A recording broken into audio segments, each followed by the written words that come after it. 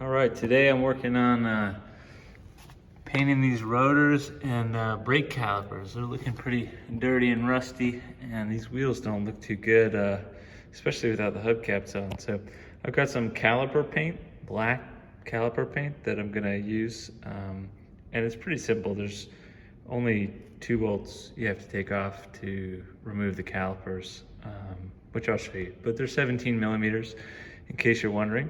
All right, let me go ahead and get this thing up on stands and get the wheel off, and then I'll show you what I'm looking at.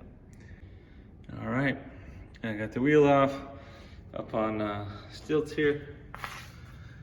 And to get this caliper off, it's just 2 bolts. I've already loosened each of them up, but there's one right there, and then there's one on the bottom side, right there. They're both 17 millimeters. They come right out, and it might be helpful to set something up. That's what I did, just to hang the caliper, because you don't want to let it dangle on that brake line. But another helpful thing is, once you get it off, you can see this hole right here. Is helpful to get something in there and apply some pressure to the inside brake pad there, because what that'll do is open it'll open the separation up between the 2 pads a little bit, and that'll make it easier to get it back on the rotor once it's all painted and wet. We don't want to be like trying to force it back on there that way. So I've already got these bolts done. Get 1 out, get 2 out, and just take it off here and show you.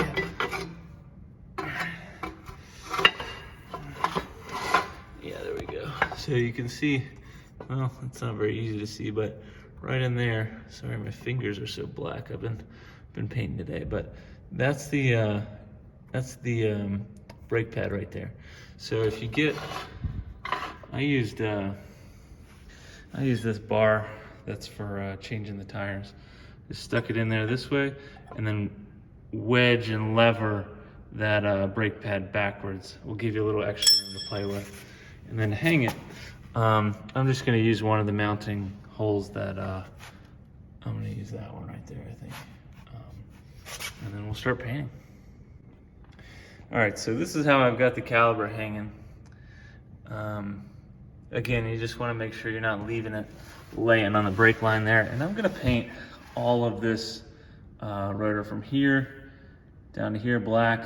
Obviously you want to leave the surface that the rotor actually uses untouched. Keep paint off that, and then I'll paint this caliper, the parts of it I guess that are external. So this paint is it's here, I'll show it to you. That's the brand. It's pretty thick, and I think you want to put it on not too thick, because it's such thick paint already. It is self-spreading, so these brush strokes you see will kind of make their way, they'll kind of disappear as the paint dries.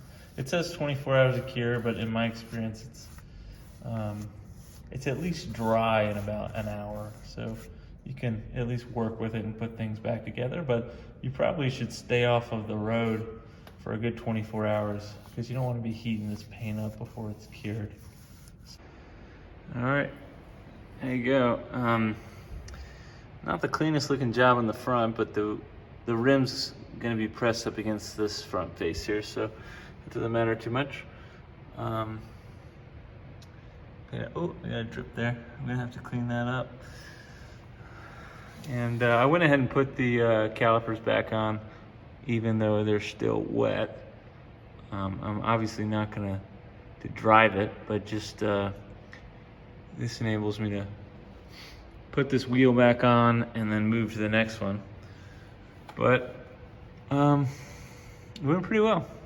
Obviously, I kind of steered clear of painting the brake pad there, but with it hung up, I was able to hit most of it, so it should look a lot better once the wheel's on.